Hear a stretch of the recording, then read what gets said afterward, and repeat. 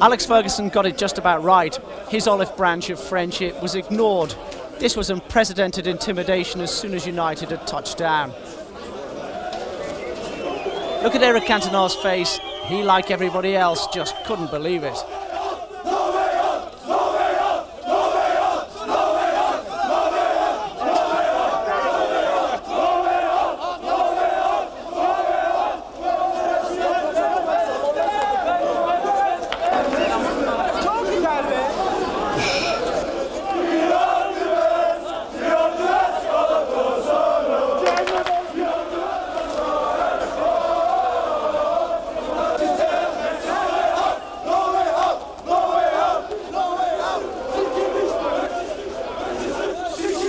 You could see the astonishment in the faces, and the players had got their first taste of what was in store. The accommodation and situation would have been ideal had you been a honeymooning couple enjoying anonymity and relaxation. But Manchester United personnel were marked men. The police presence was straight out of George Orwell's 1984. They were prepared for a battle, come what may. You seem to feel threatened by the police. They seem to be. Oh, they were laying down the rules. You can't go there, stay there. Come now. When you maybe went to warm up. You go now, right? There was a threatening attitude from them. From the moment the players stepped out onto the pitch for a look around, they knew they were in a cauldron of ugly fanaticism, of unceasing passion, of deafening noise. This was nerve-wracking.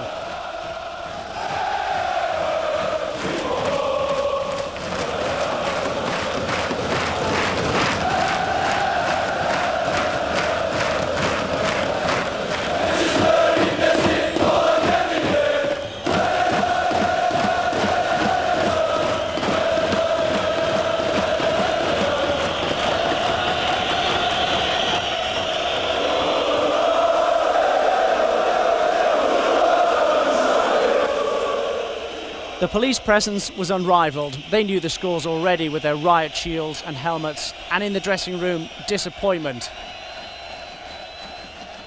The injured Gary Pallister and Mark Hughes left out.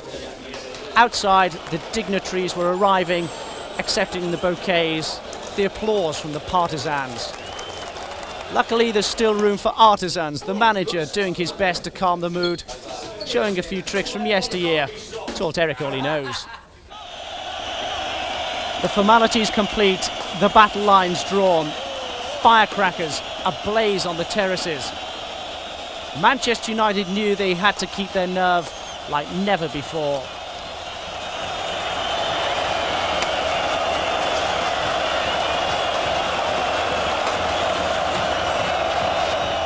Here goes Hakan again. It's a great challenge. But Parker has turned it straight back to Kubilai. It's a dangerous looking cross, and Hakan! Oh, from Schmeichel.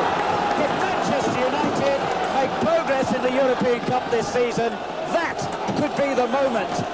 There is no doubt about that. This really was a magnificent save, or you could say it was an awful miss, but Hakan did everything right, and Schmeichel threw himself, and that was absolutely magnificent save. Cantona. Robson. Turn forward to Giggs, that's a great ball. Giggs in here! Oh my word, that was so close. Very unlucky indeed. A good ball from Robson. Giggs took it well. He just sort of didn't hit it. That was United's best effort. As frustration spilled over with the time-wasting tactics, Eric Cantona showed the fiery side of his nature, or relative to what United had been forced to suffer. A few well-chosen Gallic phrases, simple as that. He's had a look at his watch. He's got to have had a bit more time than this, surely. He hasn't added any, and time has run out for Manchester United. They are out of the European Cup. Galatasaray have completed the greatest triumph in the history of Turkish football. The champions of England are sadly beaten.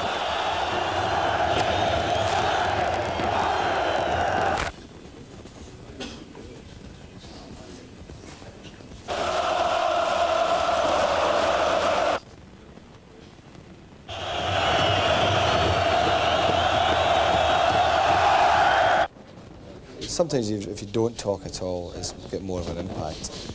And it was one of these nights we're all sick, you know. So it's a great lesson for them. If they'd been playing AC Milan and been 2-0 up, they would not have lost it. So therein lies a tale, you know, that you can't underestimate anyone in Europe. Were you glad to get out of Turkey?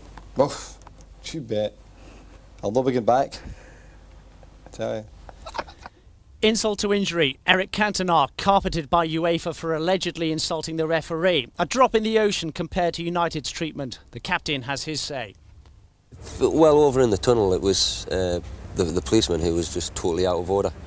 Eric had lost his temper, and I'd got him calmed down, and I said, let's go back to the dressing room. So I walked off with Eric, and this policeman joined us halfway over the pitch. And when we reached the tunnel steps, as soon as Eric went to go down, the policeman just full-blooded punch in the back of the head. So I swung round to try and catch the policeman, and at this time all the police came in with the riot shields and that, and they pushed myself and Eric down the stairs, and that's where I received the gash on the arm.